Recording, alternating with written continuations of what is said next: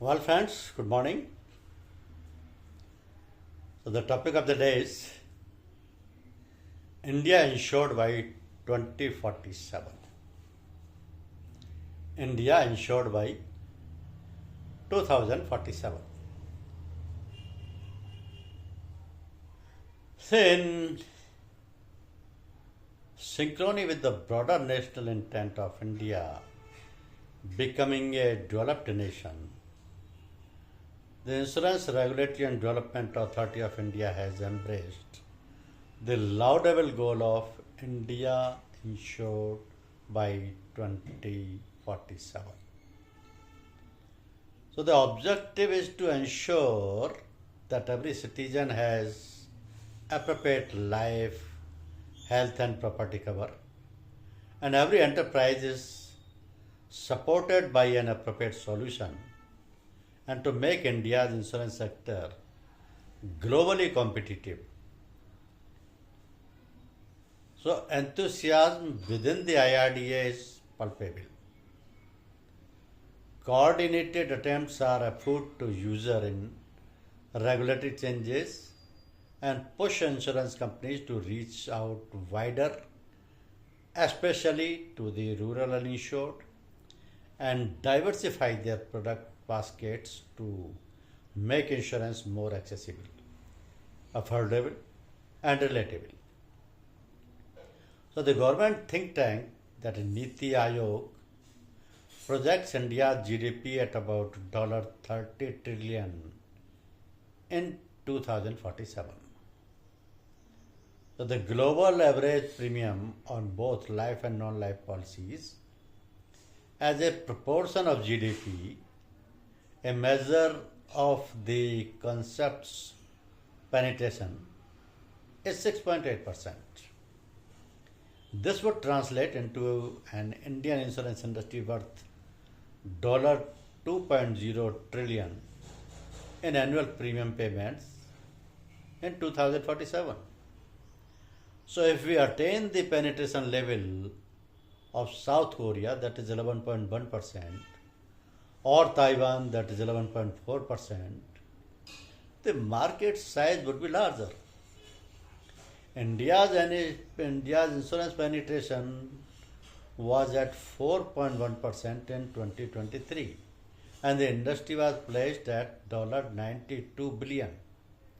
So, to reach $2.04 trillion in 23 years would require a compounded annual growth rate of 14.2%. Can it be achieved? Near stagnant penetration, even after this sector's liberalization more than 2 decades ago, does not inspire confidence. So, the edifice of the insurance industry stands on three pillars. Three pillars are insurance companies, distribution networks, and the regulatory framework. Insurance companies, distribution networks, and the regulatory framework. So, for premium income to multiply, all three must perform well. Insurers are the prime movers. Currently, India has 67 insurance companies, 24 offering life covers, 26 providing non-life covers, 5 specialized in health insurance, and 12 offering services of reinsurance, including branches of foreign companies. So, in the US, in contrast, there were 2,456 insurers in 2022, while China, with 3.9% penetration, had 237, and the UK 402. So, there are few applications for insurance licenses that await IRD approval, and foreign players like New York Life, Aegon, etc., have either existed the market or are trying to exit. So, Indian promoters are not very enthusiastic either. It is essential to understand and assess the causes for low enthusiasm among both Indian and foreign aspirants, as our insurance industry holds immense potential. This should not be the case. A broad analysis for a life insurance company to be profitable, non-life and health insurers face more uncertain profitability.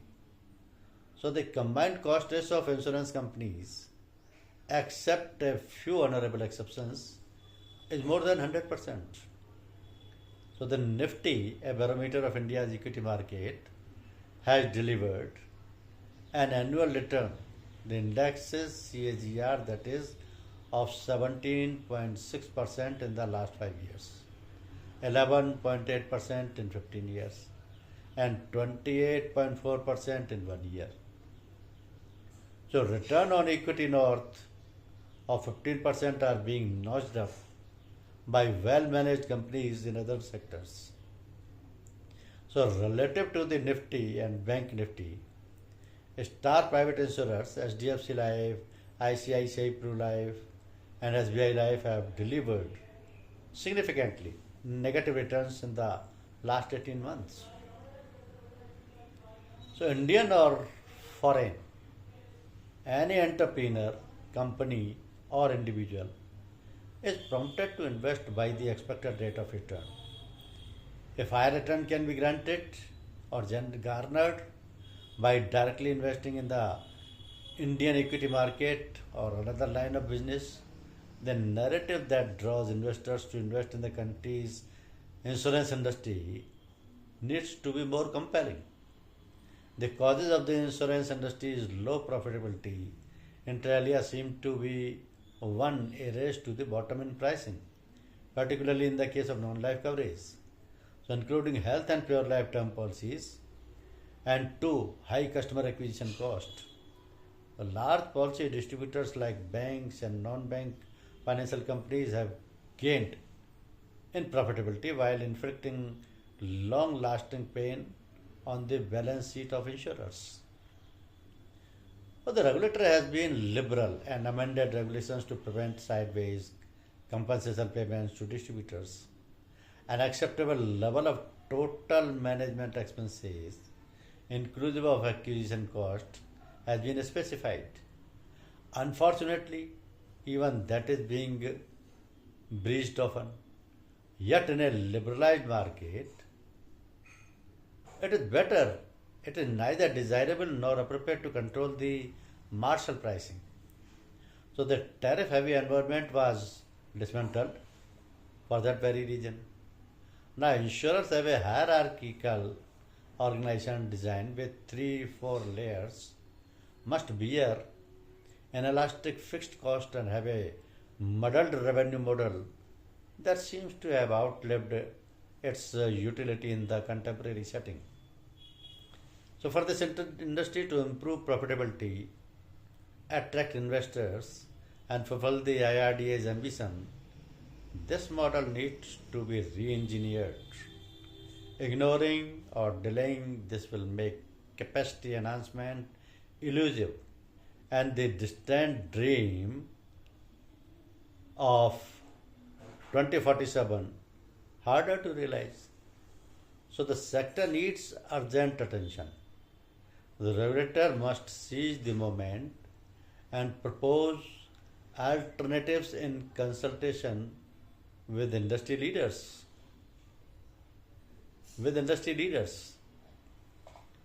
Why? Because India,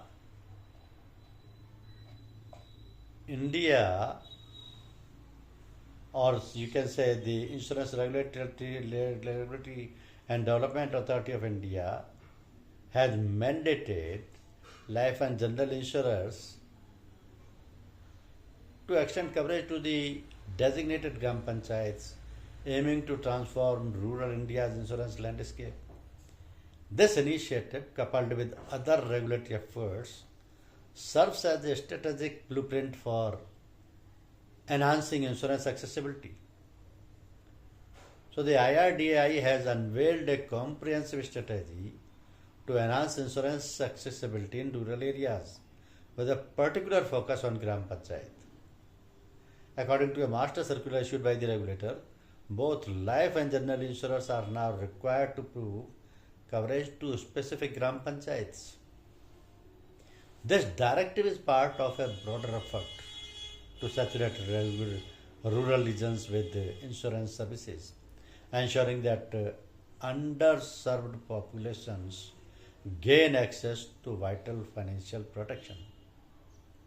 The Life Insurance Council, in collaboration with the Ministry of Panchayat Raj, will determine the minimum number of gram panchayats each life insurer must cover based on parameters such as market share and other relevant criteria. So similarly, the General Insurance Council will identify gram panchayats for extending health coverage, motor third-party insurance, and coverage for dwellings or shops. So insurers will then have the flexibility to select these gram panchayats within the state of their choice to fulfill their obligations. Now, this initiative is set to include the large set of uninsured population within the Bharat's PIN code, bringing them under the umbrella of protection with innovative products tailored to their unique risk and lifestyles. Furthermore, the focus on motor third-party obligations ensures that every vehicle owner, especially those in the bustling informal sectors, gain access to essential liability coverage, safeguarding against the financial repercussions of road mishaps. So the IRDAI has emphasized the importance of insurance or insurers working closely with the local gram sarpanches and gram sachivalayas to achieve full saturation of insurance coverage in these areas. The new norms applicable from the current financial year aim to ensure comprehensive insurance penetration at the grassroots level. The regulator's master circular is not just a policy update, it's a strategic blueprint designed to revolutionize insurance accessibility by expanding the reach to the underserved rural and social sector. We are not only broadening our customer base but also enriching the fabric of financial security across the nation. See, Bima Bahak is there. The IRDAI has also introduced the concept of Bima Bahak as part of its Insurance for All by 2047 objective. So, Bima Bahak will serve as the crucial last mile connect for insurers, comprising both corporate and individual representatives with a significant focus on onboarding women.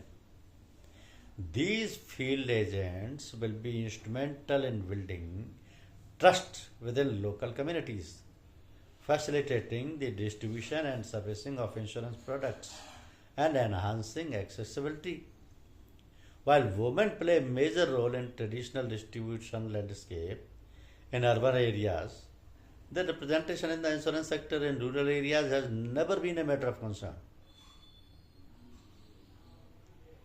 So, through Bima Bahak, the regulator aims to leverage the local expertise and insights of women to achieve the objective of insurance for all. So, the knowledge and trust enjoyed by women in local areas will certainly be a strong persuasive force to enhance insurance penetration in rural areas. Another factor is Bima Vistar. In a related development, the IRDAI has recently announced the pricing for Bima Vistar, an all-in-one affordable mass insurance product targeted by rural areas. Priced at Rs 1500 per policy, Bima Vistar offers a comprehensive social safety net combining life, health, personal accident, and property insurance. So, for families opting for a floater policy, the cost will be 2,420 with an additional Rs 900 for other family members. This product is designed to address the diverse insurance needs of rural population, providing essential coverage at an affordable price. Now, recognizing the existing protection gaps and myriad challenges faced by members within the Indian insurance ecosystem, RDI has taken a huge step and introduced its Bima Vistar product to make insurance affordable for even the rural masses. So, just one can believe that the launch of Bima Vistar will herald the dawn of a new era of accelerated insurance adoption and power rapid socio-economic development across previously neglected population segments.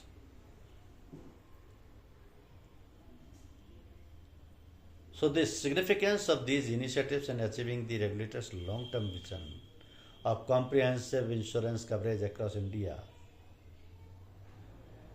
is there, because the introduction of Bima Bahaks and the rollout of Bima Vistar are pivotal steps towards making insurance accessible to every individual regardless of their geographical location.